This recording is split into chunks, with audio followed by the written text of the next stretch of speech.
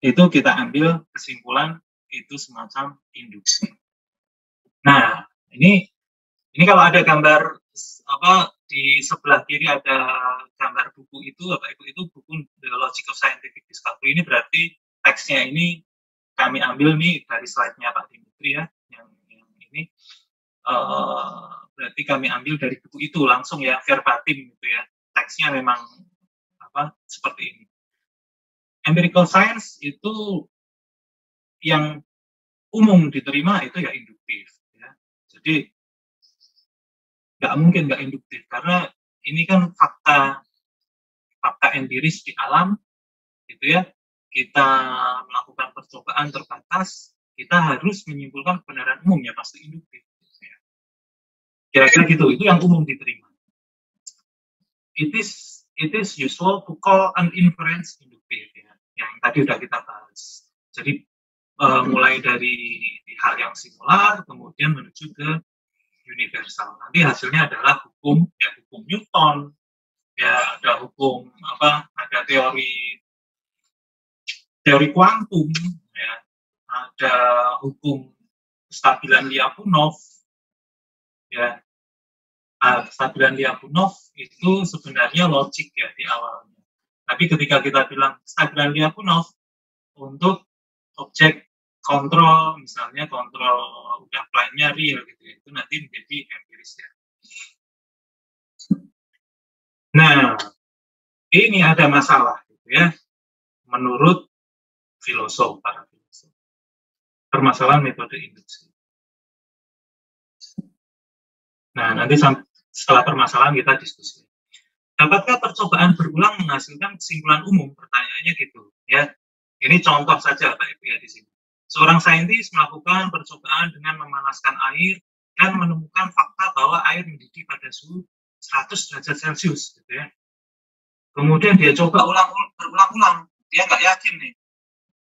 Nah, setelah coba berulang-ulang ternyata benar, tetap sekitar dekat-dekat 100 derajat Celcius, maka dia menghasilkan kesimpulan umum bahwa air mendidih pada suhu 100 derajat Celcius. Ya.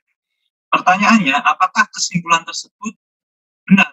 Meskipun tadi udah diulang-ulang ya, confirm, verified bahwa air mendidih pada suhu 100 derajat Celcius. Ternyata di masa berikutnya saintis lain ternyata mendapatkan fakta baru bahwa air mendidih pada suhu di bawah 100 derajat Celcius jika direbus di daerah pegunungan gitu ya.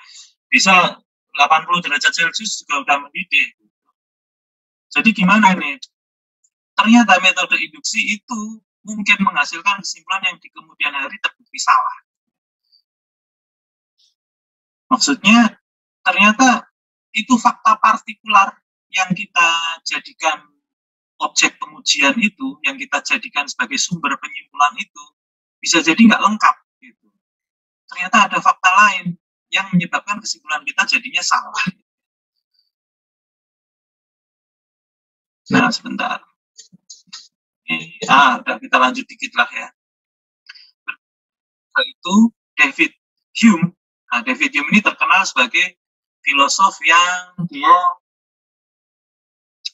menyebutnya skeptis gitu ya, Bapak Ibu ya. Nanti kita bisa lihat ya. Jadi Pak Dimitri di awal sudah menjelaskan misalkan hukum dasar yang harus kita terima ketika kita melakukan aktivitas saintifik atau aktivitas lain dalam kehidupan kita sebenarnya. Secara natural kita harus menerima hukum non kontradiksi. Ya. Dan yang kedua itu adalah hukum kausalitas. Gitu ya. Nah, David Hume ini adalah filosof yang dia menolak kausalitas. Ya. Nah, dia merumuskan gini, problem pelik menyangkut induksi. Hume menyatakan, berapapun banyaknya percobaan atau pengamatan yang kita lakukan tetap tidak akan mengantarkan kita pada kesimpulan umum. Ya, secara logis tidak akan mengantarkan kita pada kesimpulan. Beda dengan deduksi ya, deduksi jelas. Karena secara logis kita natural menerima ini kebenaran umum. Kalau kita sudah tahu itu memang benar, maka yang partikularnya pasti ikut benar. Ya, deduksi seperti itu. Mengapa demikian?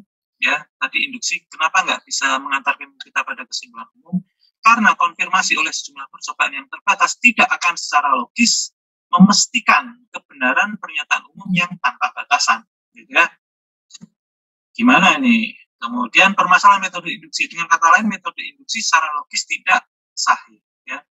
Saat peneliti menemukan 20 ekor angsa berwarna putih, dia tidak dapat menyimpulkan bahwa semua angsa berwarna putih. Jika penelitian berlanjut dan dia mendapatkan tambahan bukti 1.000 atau 2.000 atau bahkan 100.000 ekor angsa putih, menurut Hume, dia tetap tidak dapat menyimpulkan bahwa semua angsa berwarna putih. Ini karena secara logis selalu terbuka kemungkinan bahwa temuan angsa berikutnya ternyata berwarna hitam atau merah atau kuning, gitu ya, nggak putih. Gitu. Jadi secara logis kita nggak bisa menyimpulkan itu. Ya, nah ini dari Popper ya. Ini sama ini. Nggak peduli seberapapun banyaknya itu kesimpulan yang kita ambil dengan induksi itu pasti pada akhirnya dia mungkin salah atau pada akhirnya pasti salah gitu ya. Mungkin pada akhirnya salah gitu. Jadi kita nggak bisa menutup kemungkinan itu secara logis. Nah, ini yang disebut sebagai problem induksi. Ini yang membuat para filosof itu cukup pusing ya. Ya, mungkin sampai sini dulu 35 menit. Silakan Bapak Ibu kalau ada yang didiskusikan, ditanyakan sambil saya bernafas sedikit.